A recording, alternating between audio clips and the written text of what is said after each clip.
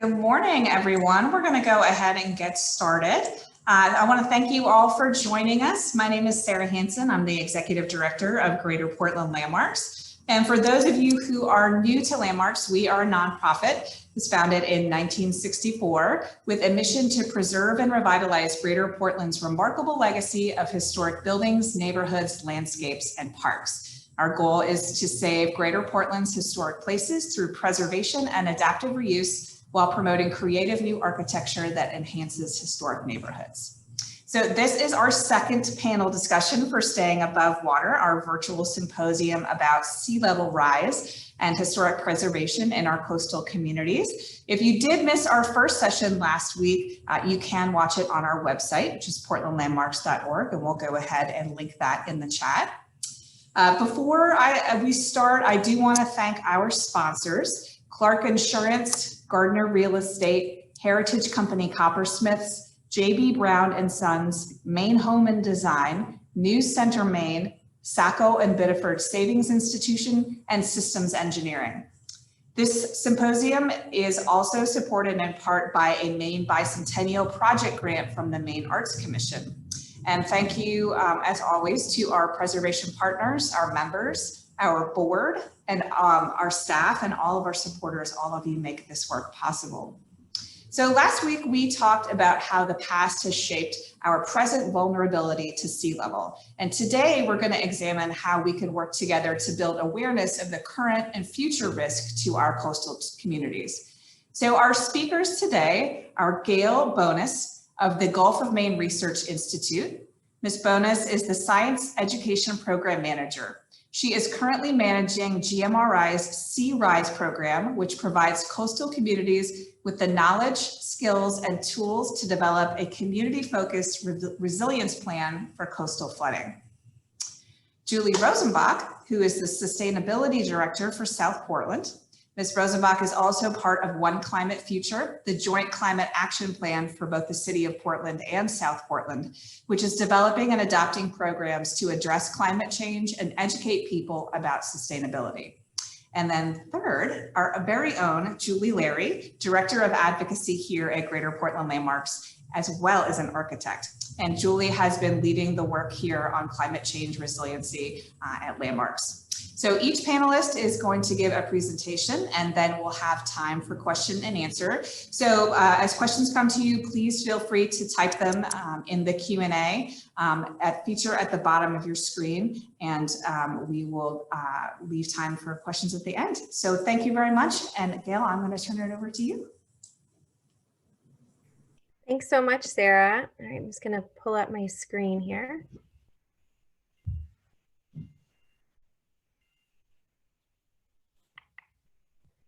There we go.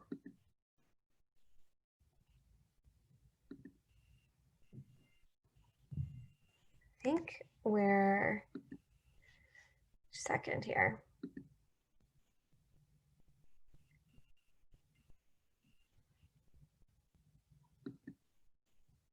Oh, there we go. Are you viewing the presentation now?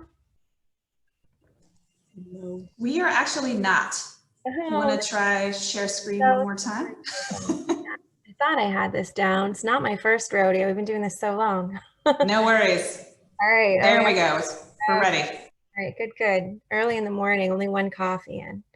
All right, so thank you so much for having the Gulf of Maine Research Institute participate in this series. It's such an important discussion to be having about our community.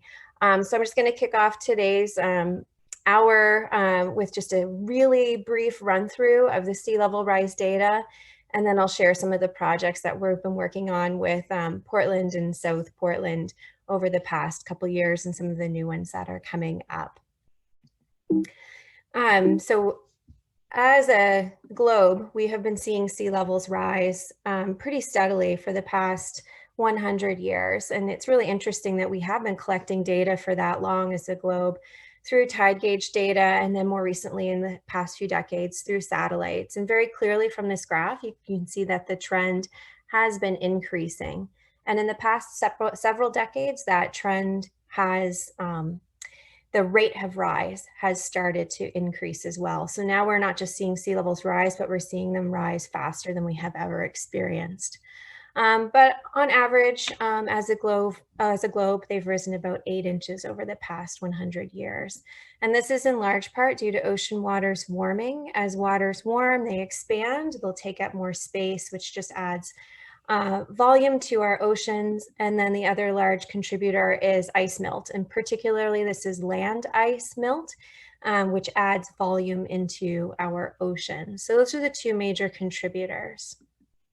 And we're already seeing these impacts of sea level rise in our community. So just to share a few photos that I took a couple years ago during an 11.8-foot tide. And these images were taken on well, it wasn't sunny, but it wasn't raining that day. There was no storms. This is just the predicted high tide this day.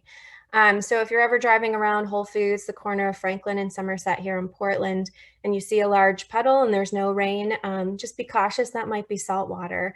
Our storm drain system in Portland currently allows rainwater, excess water, to exit our road system and head out into the storm drain system, but it also allows ocean water to come in. So once the ocean water reaches about 11.6 feet or higher in some locations, we start to see some pooling of salt water in our roadways. Here's another example of that down a Marginal Way.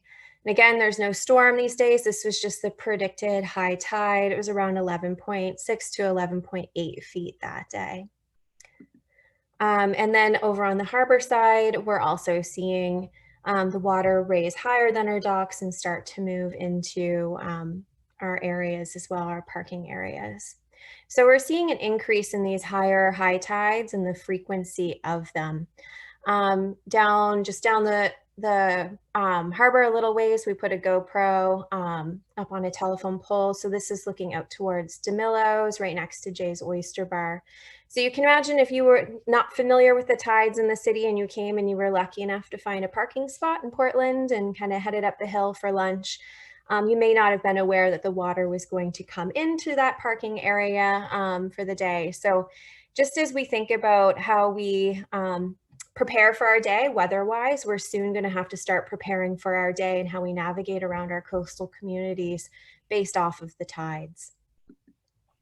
And we've been seeing an increase in these events over the years. So this is data from the Portland Tide Gauge, and it's showing us every hour that the Portland Tide Gauge has measured 12 feet or more.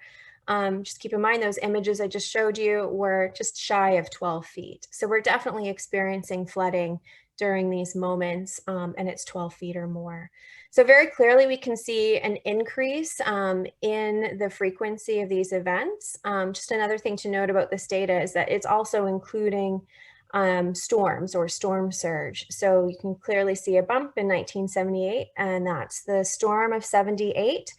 And then in 2010, I think it is, there's a rather significant bump. And this one's not due to a storm. This is a really interesting phenomenon that happened where there was a shift in the ocean currents that year, and it was pushing water into Casco Bay. And Casco Bay in particular had an average of five extra inches of water on average over the course of that year.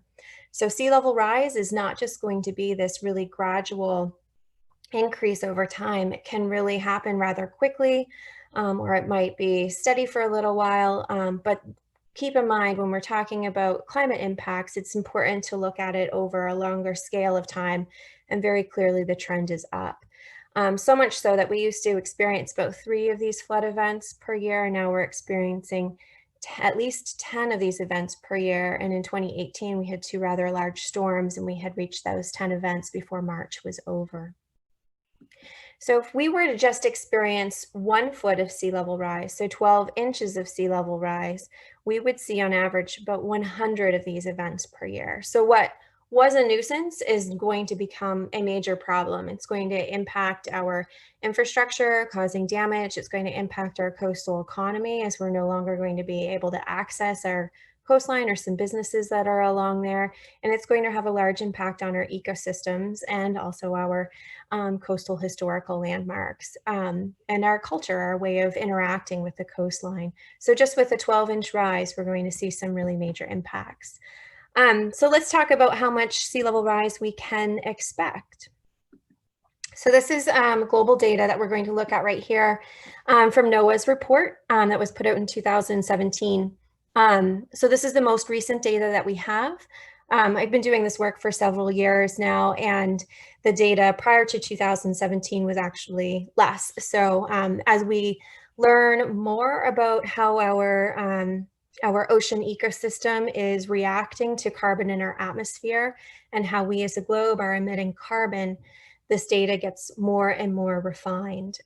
So data prior to 2017 only had 4 scenarios. Now we have 6, and the high scenarios around 6 feet, whereas now as a globe, it's a little bit better than 8. So this is global data, but as a globe, and I'll dig into these scenarios in just a minute, so hang tight on that. But as a globe, we're not going to be experiencing sea level rise at the same rate everywhere. As I already mentioned, in Casco Bay one year, we had a shift in the ocean currents that pooled water into Casco Bay. Well, that's going to happen around the globe. Our ocean currents have a large influence on how our water flows and where it stays, and also how our land is reacting to a lot of historic events.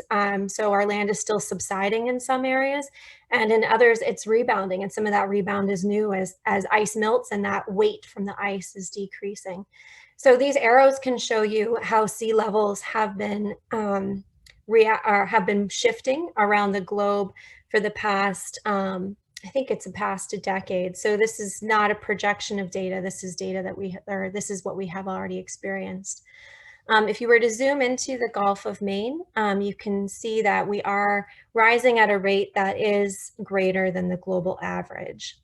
So this is what we can expect locally based off of the best available data that we have today.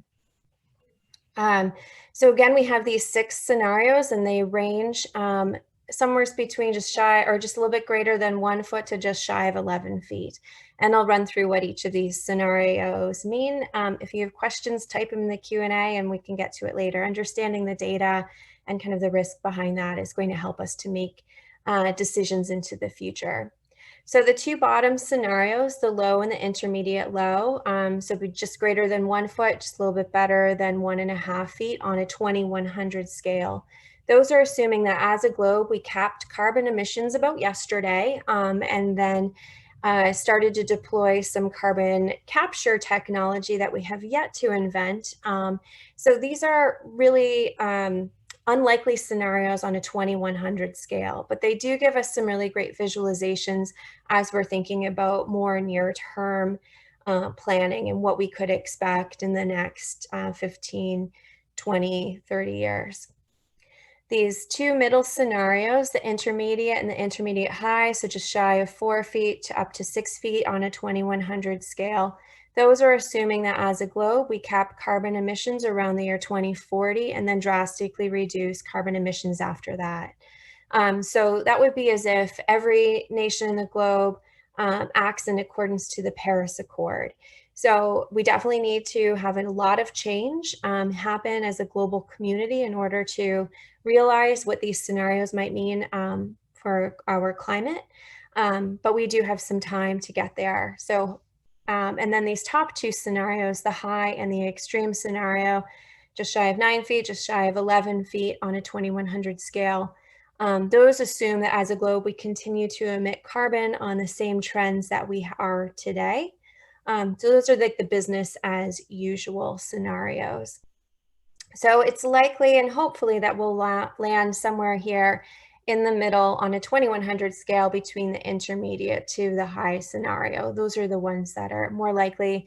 And as Julie shares later about the One Climate Future work, you'll see where those numbers come into play with that. All right, but let's see what those numbers look like on land. We're going to check out some maps of the Portland area. So as we're looking at sea level rise, important to think about, well, what do we typically see today? So this map is showing us the highest astronomical tide that we have locally, which is around 12 feet, which we'll experience naturally each year. And we do that, that happens now, and it's been happening more frequently. So as you're looking at this base layer of the map, you might note that it does look rather high, and it is. So your favorite beaches or locations may appear to be a little bit flooded. A few more things about this data. This is LiDAR data, so it may not include elevation data for the highway, for example. So that's why we're seeing some flooding there and perhaps on some docks. So just to point out some of the flaws of the data that we have. Again, this is the best data that we have available for the state. All right, so let's look at the low scenario of 1.6 feet on a 2100 scale. You can clearly see that there's some pooling down here in the East Bayside neighborhood, and that's where I had taken a lot of those photos that I showed you earlier. So that's something that we're going to be experiencing much more so in the near term. Oh, sorry, that's the intermediate low scenario. In the intermediate scenario of 4 feet, we have some significant flooding in the East Bayside area, as well as along Commercial Street in Portland. And then that's when we start to see some more significant flooding happening in South Portland. The intermediate high scenario of 6 feet. And the high scenario of just shy of 9 feet. And then the extreme scenario, which is just shy of 11 feet. So it's really starting to reshape the areas that we're familiar with. So some good kind of analogies to think about: what does the future look like or feel like under a scenario such as this? Today's high tide would be the low tide under this scenario. We'll still maintain our tidal range, which varies between 8 to 12 feet over the course of each month. So that's a good way to think about where our new intertidal, I've heard some terms of calling this our urban intertidal zone. So we're really going to have to rethink how we function as a coastal community and how we maintain kind of our culture and our economy under a scenario such as this. Another good thing about having these scenarios, again, the extreme hopefully is unlikely on a 2100 scale, and we see something less than this, but we still have weather and storms that are going to come through and bring storm surges of 2 feet or even greater, maybe perhaps 4. So even if this high tide isn't bringing water to this level, a storm may. So being prepared for these greater amounts of flooding coming into our communities is something we're also going to need to consider. So what we're doing about this at the Gulf of Maine Research Institute, some of the projects that we've been working on with communities to kind of understand what our risk is and what the data is showing. We've been doing these community presentations, so a 90-minute version of that last 5 minutes, essentially, that facilitates a lot of great community dialogue. Really kind of, we are just talking at a screen and not with you all. Because that's more where what I'm used to doing. But facilitating dialogue and giving folks time to explore these maps on their own. You can see a link to this map right here on the screen, so feel free to check that out. But our role at GMRI is really to make this data accessible. And we worked really closely with folks in Portland and South Portland to understand what was it that they wanted you all to know to support them in making the decisions that they need to make in order to build a more resilient community. So we facilitate these community dialogues.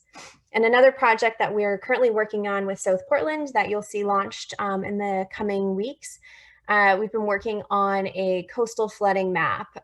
So very often and you may do this now if you're pulling up that map I just showed you, the first thing that we want to look at is our place, our home, the places that we care about. And if it's not blue, if it's not underwater, you might be like, oh, phew, I'm good, and move on. But we really need to think about our communities as a whole.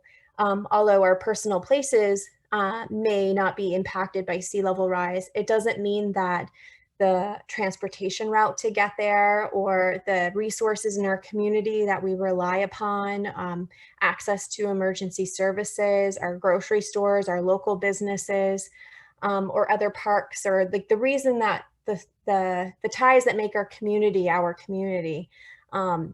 why we choose to live in this place, there's going to be impacts that are maybe a little bit more indirect.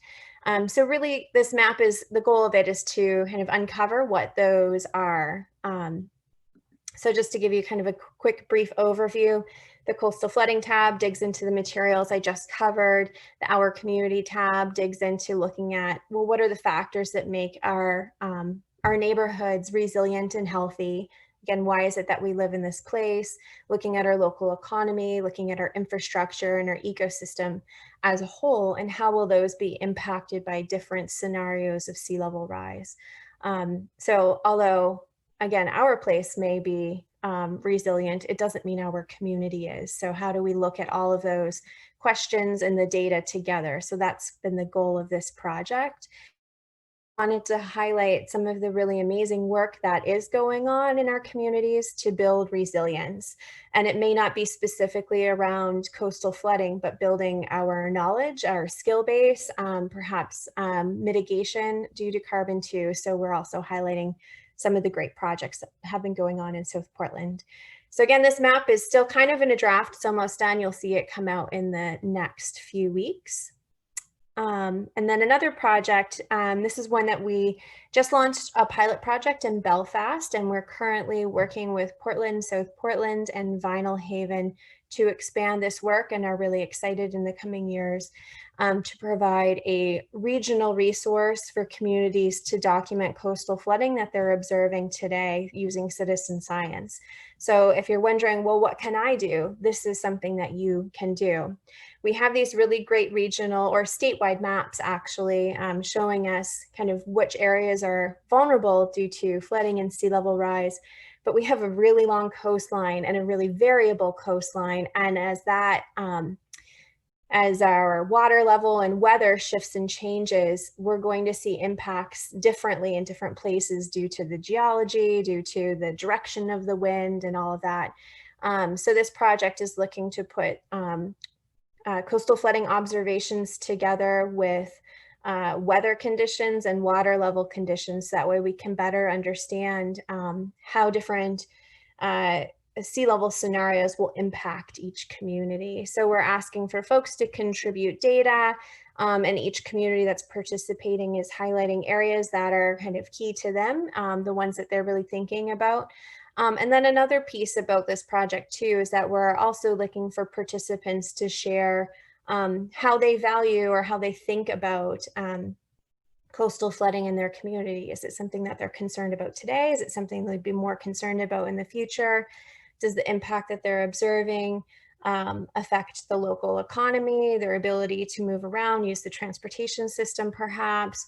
Or is it an impact of cultural or historical significance? And all of that data is going to support coastal communities in prioritizing resilience actions down the road.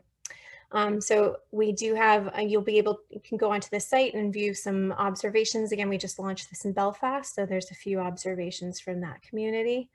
And then all of these projects are really a part of GMRI's mission and kind of goals to support coastal communities and developing plans that are going to build their resilience. So some other projects that we have is our high school curriculum, and then we're going to be providing training in rural communities that'll support capacity building as they're considering how to move their communities towards a more resilient future.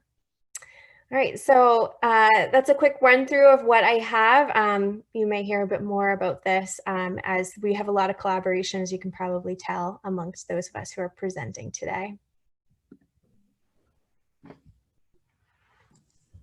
Fantastic. Thank you so very much, Gayle. That was somewhat sobering, but we've already got a lot of good questions, so we'll get to those as soon as we're done. So Julie, I'm gonna hand it over to you.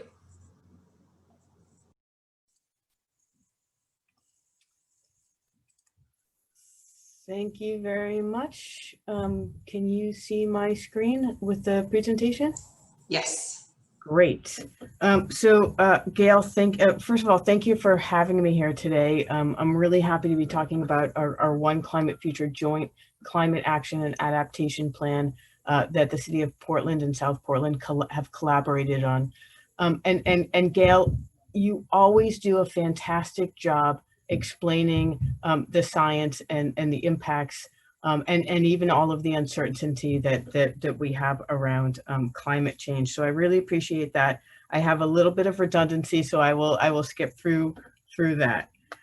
So as many of you likely know, we have our One Climate Future Plan that, as far as we know, is the only joint climate action plan in the country. And that's really significant because we know that climate change does not follow jurisdictional boundaries, and that we need to be looking at these things on a regional level. And so part of it is based on our geographic and economic ties, and the other part of it is based on our council's leadership. In 2018, both Portland and City Portland's city councils adopted several really ambitious climate goals. The one to reduce community-wide greenhouse gas emissions 80% by 2050. Most people do this from a 2000 or a 1990 level. We didn't have data that far back, so we're starting with 2017, which makes it even a little bit more ambitious. We wanted to do data from where we're at. We want to lead the way and use 100% clean renewable energy by 2040 for all municipal operations. And lastly, we know that even if we curb our greenhouse gas emissions, we are already experiencing and will likely experience more impacts from climate change. So we want to build the resilience of our neighborhoods and our infrastructure and our ecosystems to withstand, respond to, and recover from climate impacts. So if this is not enough, driven by the youth climate leadership in 2019, which was a fantastic drive by very organized and very articulate youth, our city councils passed another resolve to declare climate an emergency and commit to accelerating our emissions reductions by 2030. And with a particular focus on climate justice. Very astutely, the young people recognize that you cannot have climate justice without social justice. So the first critical step in developing our climate action plan was completing a vulnerability assessment. Overall, Portland, the South Portland, will see the impacts of climate change in many different ways. And today I want to just go over really briefly that the hazards that we'll likely face from climate change, such as sea level rise, higher temperatures, and more extreme storms, as well as the ways in which our infrastructure, ecosystems, and economies may be most vulnerable to these impacts.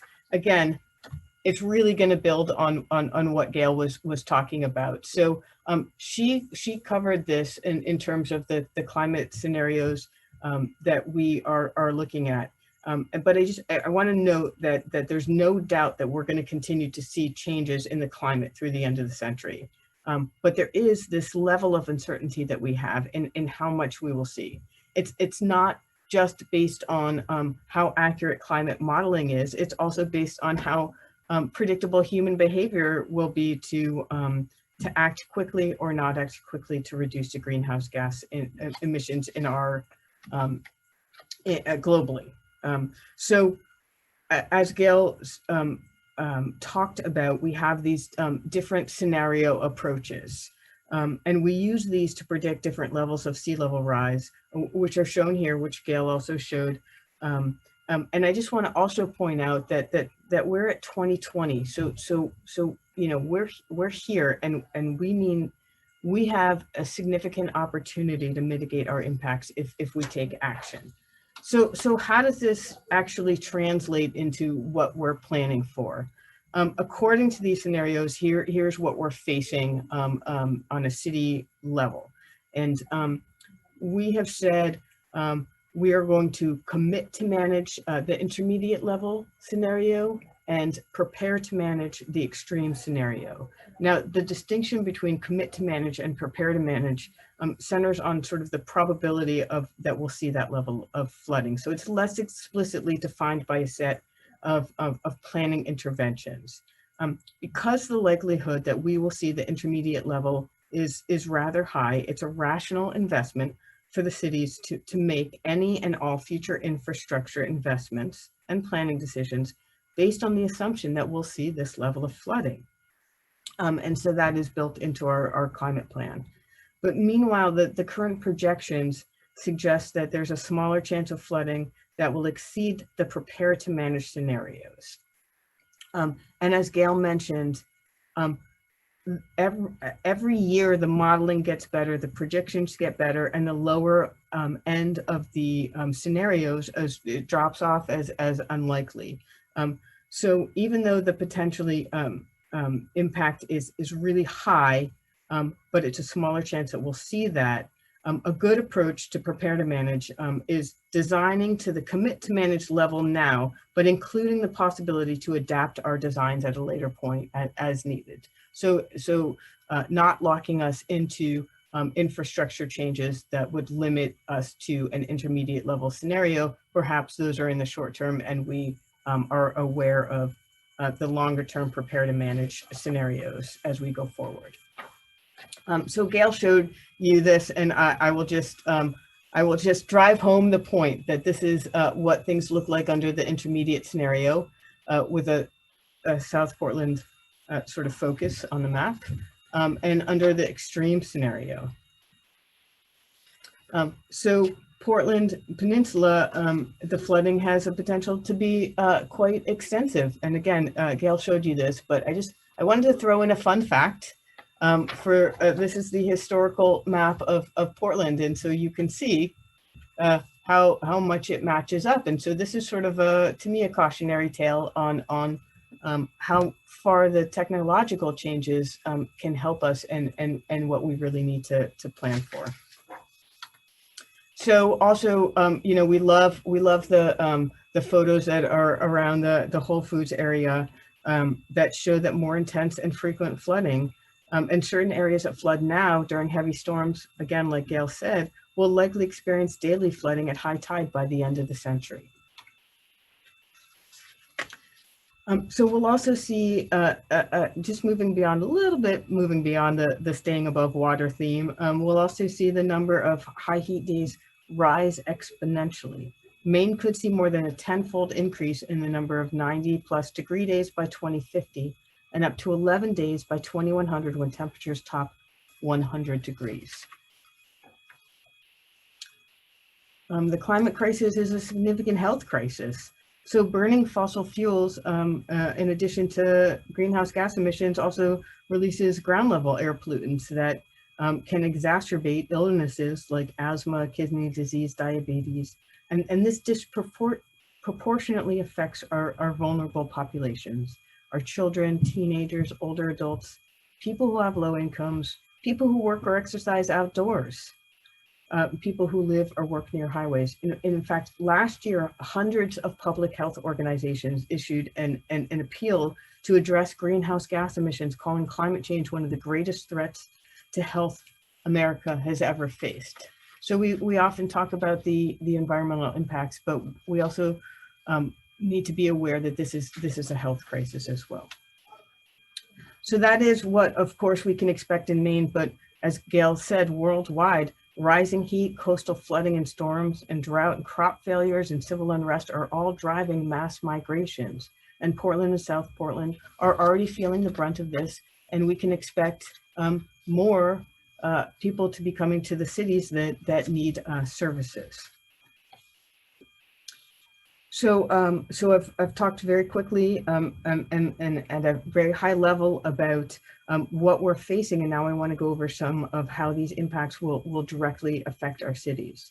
So here are the top 10 key climate vulnerabilities. They are in no particular order. They are all important. Now there's far too much for me to share information about all of them in this really short time frame. So I'm just going to hit on a few things and point out that our vulnerability assessment has about 180 pages of really detailed information and can be found at oneclimatefuture.org.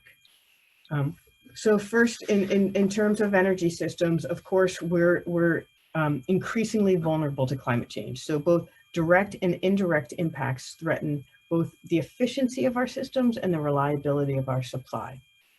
We know that we already have significant issues with reliability, and we can expect it to get worse unless we take action. So extreme weather events like high winds, heavy precipitation, storm surge, and flooding can disrupt generation and are certainly disrupting transmission and distribution in terms of our electric supply. Projected temperature changes, like the high heat days, will likely affect our energy use patterns and will certainly put an additional strain on both the system capacity and reliability.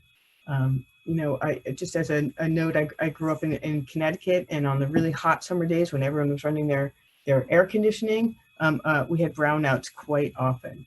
So we know that our grid needs to be modernized and expanded in order to accommodate the changes we're going to see with climate change, but also to accommodate what we are going to be looking to as our solutions, and that includes beneficial electrification or transitioning our heating and our transportation systems from fossil fuels to electric systems.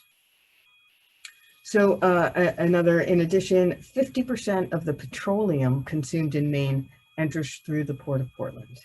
So this critical infrastructure that's associated with receiving and distributing this fuel is located on our shores and at the mouth of the Fort River.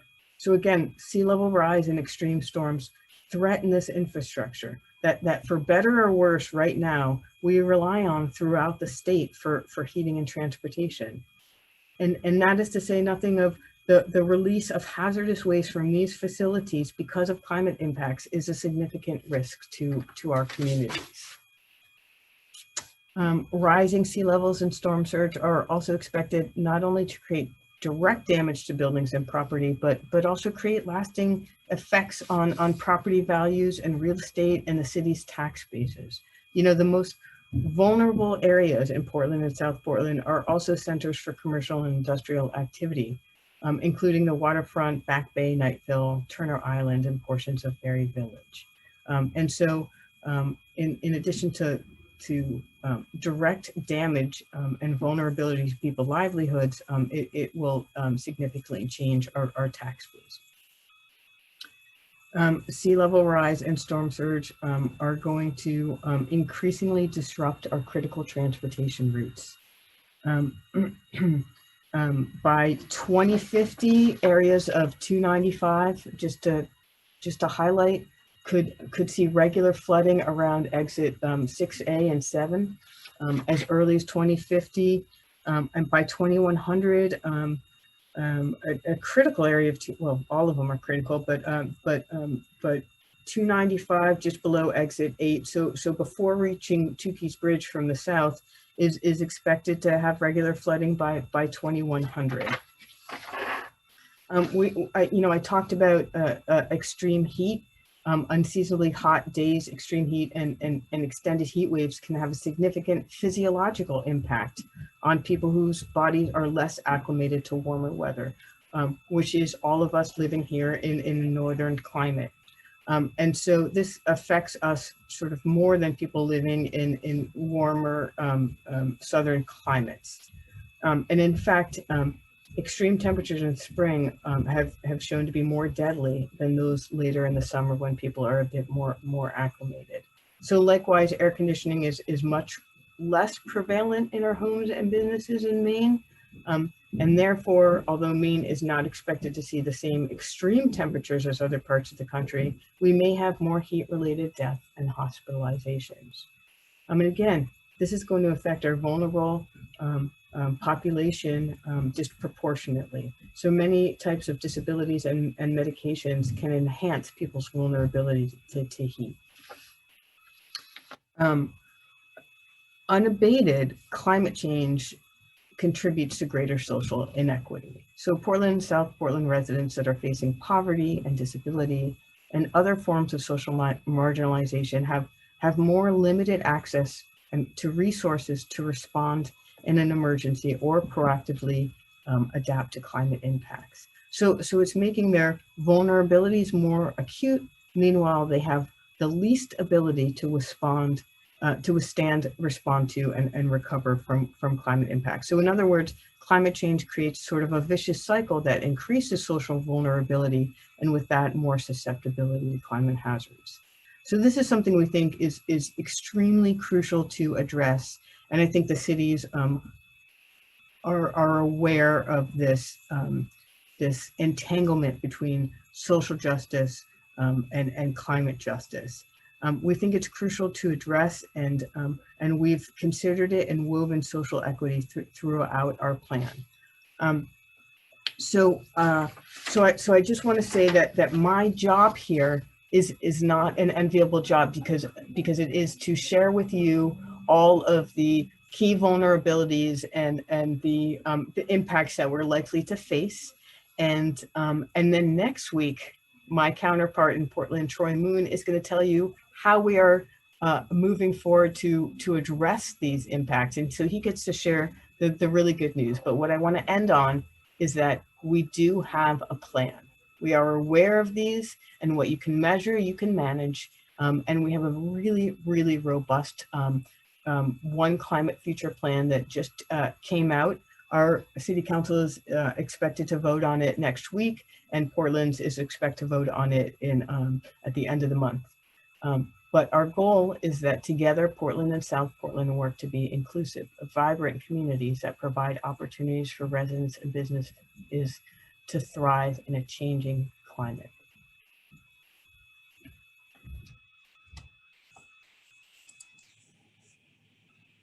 That was great. Thank you so very much, Julie.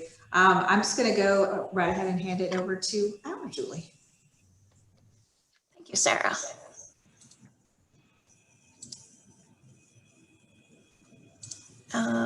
Okay, can everyone see my screen now?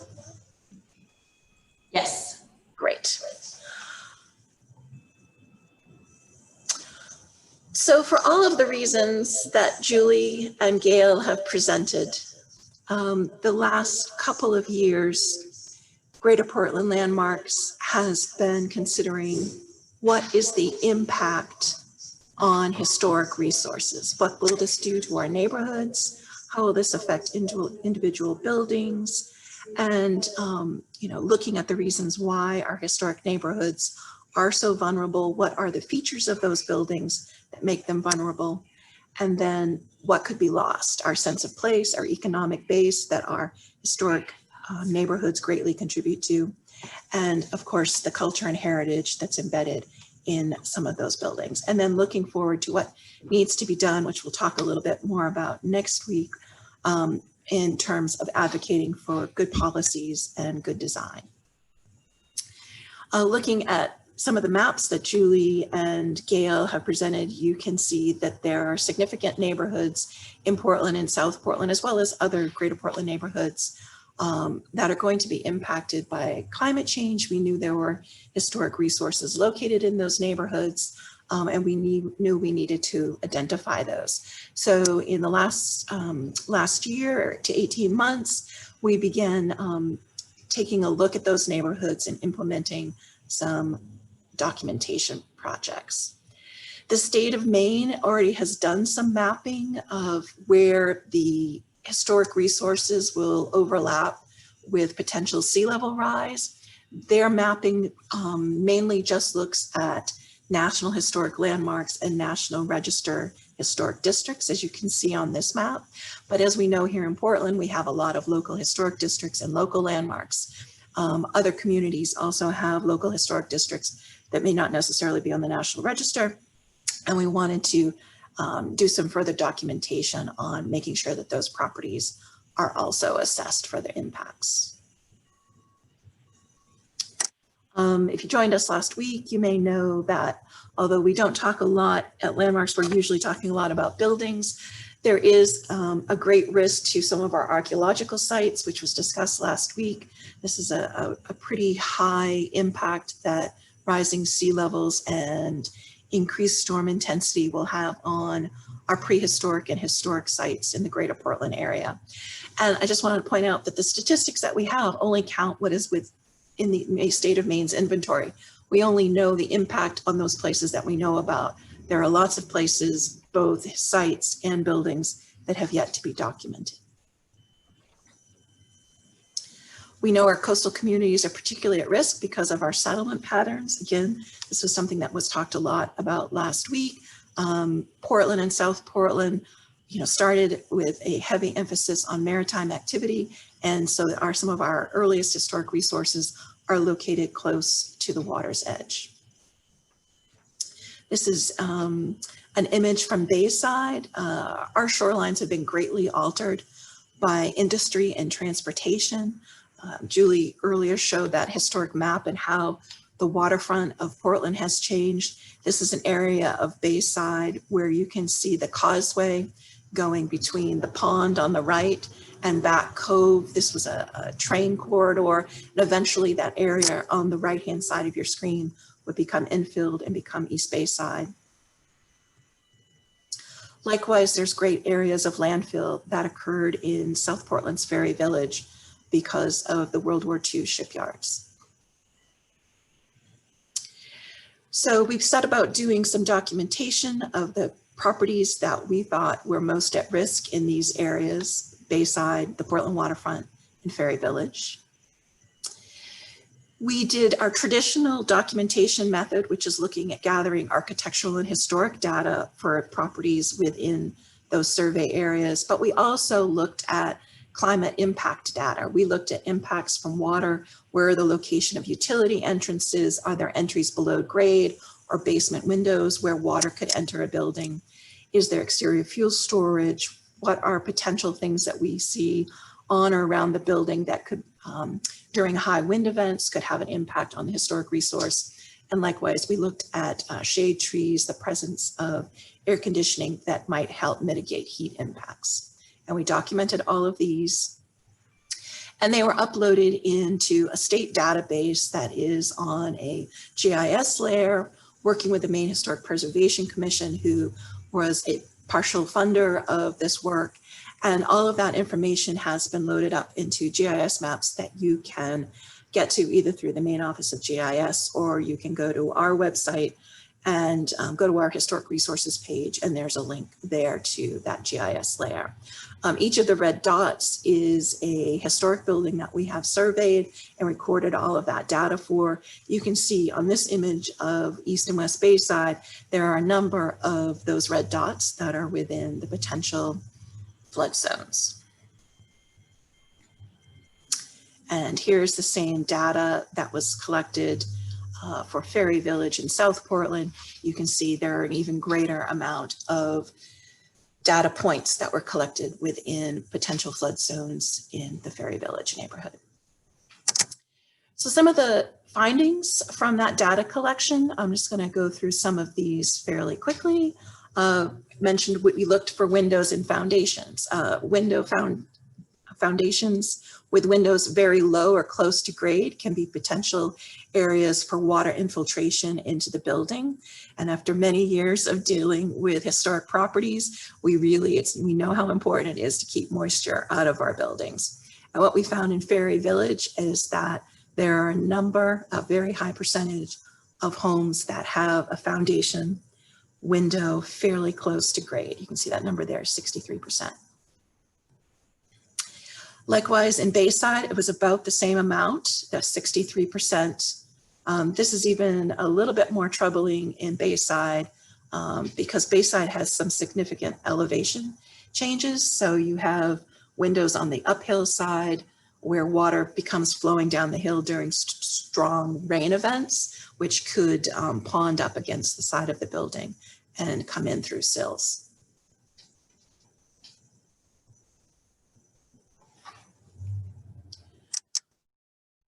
In addition to basement windows, we also found there are a lot of openings in the basement walls. We need to run cords and electrical and cable through our foundations, and sometimes those openings or vents in the wall also provide an avenue for water to enter the building. And we found that situation in about a third of the properties in Bayside. Another thing that we looked at was site drainage, what we call negative drainage. That's where the slope of the grade around a building is actually sloping back towards the building rather than towards the street and street drains.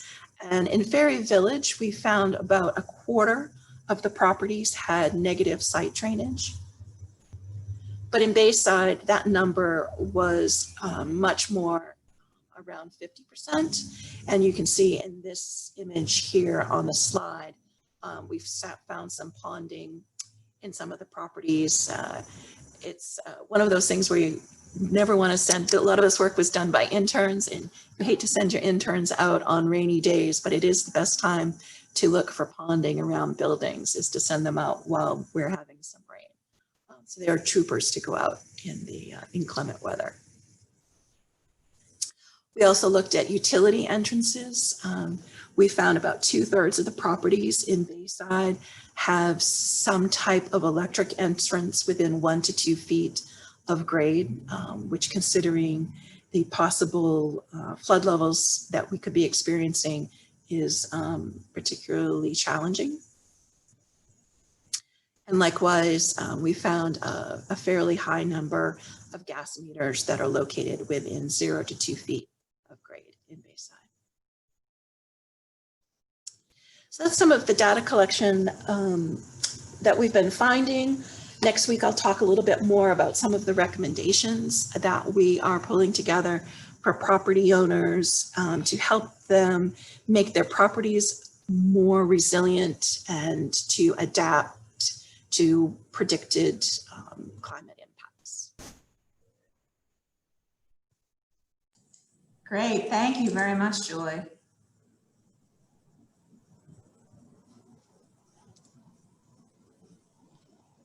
All right, well, we have a few minutes for questions. So I've seen a bunch come in, so I'm gonna just go straight for this. First question is for Gayle. Do either of the high-end projections for sea level rise also include rapid melting of the glaciers? Okay, great question. I'm not going to have answers that are satisfying necessarily. And I'll get to the next question about ice on that too. With sea level rise, we cannot say how much and when in the same sentence. So as you saw with those projections, there's a fair amount of variability and some uncertainty, and we can do our best to model, to predict, and then to model how our added carbon to the atmosphere is going to impact the water, which will then kind of impact our ice, and the atmosphere impacting the ice. And a rapid rise or a glacier calving off could greatly increase the rate of rise during a short time frame. So like, for example, there's a glacier in Antarctica, whereas if it were to collapse, that would cause a 10-foot rise. So understanding how our carbon impacts will impact that is something that we're just keeping a close eye on. But no, a rapid ice melt is not a part of that scenario. And then how much ice would have to melt in order to get to that extreme scenario. I couldn't find an exact number. I did some Googling while if their folks were chatting, but and you know, it's kind of like a doomsday kind of topic too. So just to go doomsday with you all, if all the ice were to melt, we would have about just shy of 200 feet of sea level rise. And there are some maps online if you wanted to Google that and see what our world would look like under that scenario. That's way, way far off, and hopefully we'll never get there. But our sea levels are going to continue to rise after 2100. We will see that 10 feet, whether it's before 2100 or after, but we're not done. We're not done rising after that. We will see more of that into the future, but that's on the century scale. Oof. Thank you. Next question. Rainwater and sewer overflow go into Casco Bay. Do you have any estimates about how far the sewer system might back up under the various scenarios? And I don't know if that's Gayle or Julie. Do you have any ideas? No, not at this point. You know, one of the things that one of the actions in our climate action plan is to do sort of a more robust hydrological study on how water acts, not just around the coast with sea level rise, but throughout the city in terms of our stormwater infrastructure. Great, thank you. So when you all were talking about, predicted power outages and, increased impact on our grid. I was wondering how that is going to correlate with some of the recommendations that we're seeing from the Maine Climate Council in terms of increased demand on our grid due to recommendations for change in how we're heating and cooling our homes. If there's any thoughts about that and just how much your work is integrating with the Maine Climate Council? Sure. I was on the Maine Climate Council Energy Working Group, and so we've been talking a lot with Dan Burgess in the Energy Office and Hannah Pingree, her staff, and so our plans really have been informed by each other. We developed our top 5 municipal energy priorities that we'd like to see have changes at the state level and submitted that. And those are things that need to happen on a state level or barriers to remove on a state level in order for us to take city level action. There are a lot of things at play here, and one is, yes, beneficial electrification, where we're trying to move our transportation and our heating load onto electrification. So our grid needs to have more capacity, but it also has to change the capacity, because we're also looking at doing that through distributed energy resources and having the capability to use smart meters more to both have energy flow from the grid to homes, but also have it flow back and be able to categorize it the way it needs to, and to look at where we have less capacity in one area and more capacity in another area. And then of course, build in the redundancy that we need in terms of the grid. So there are a lot of pieces of the puzzle that need to come in. And that's why we talk about grid modernization and infrastructure build out at the same time. Great, thank you, Julie. I think we've got time for one more. We did get a comment for you, Julia, too. Julie, I like to use the term climate migration to refer to the movement of people due to climate change. So thank you for including this slide. So kudos there.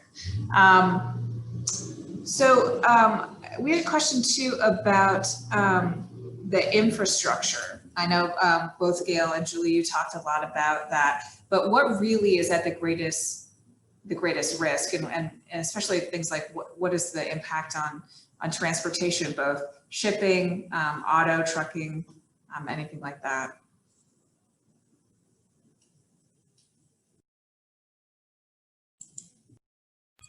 Is that a stumper?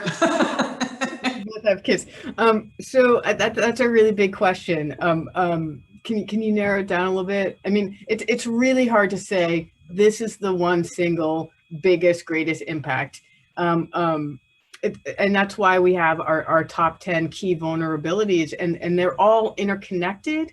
And so it's really difficult to say here's the greatest threat that we have. There's so many of them, and that's why we need to work on so many different fronts. Our climate action plan has almost 70 strategies in 4 different key areas. I'll let that hang, and so that Troy can really dig into what our proposed solutions are, which I think is really energizing for me to be able to work on those. Yeah, we're really excited to hear all that next week, and I know we're especially I think energized to see that social justice is a component of that too. That's such an important topic for preservation, for community revitalization, just in general. And so we're really pleased to see that. We do have just one. Oh, did you want to say something? We've got one more question, but go ahead, Julie. I want to add, we've experienced the effects of COVID, this new pandemic that has really highlighted vulnerabilities across all of these different areas. And that really is sort of the very visual, very physical, very mental, very energetic way of showing us how climate change is going to affect us. in all of these different ways where you can't just say, we need to fix this and then we will be okay because everything is interconnected. Yeah, that's a really important point. I think it's one giant web, and there's no one thing that's going to fix this or make a comprehensive change. It's all these little things working together. One last question that we have is about burying electric lines and whether or not that has been a part of discussions for in the future. It certainly is part of discussions. There's pros and cons of burying electric lines. Certainly in new projects, that is our absolute priority as opposed to overhead lines. And so it's certainly something we're talking about. Great, thank you.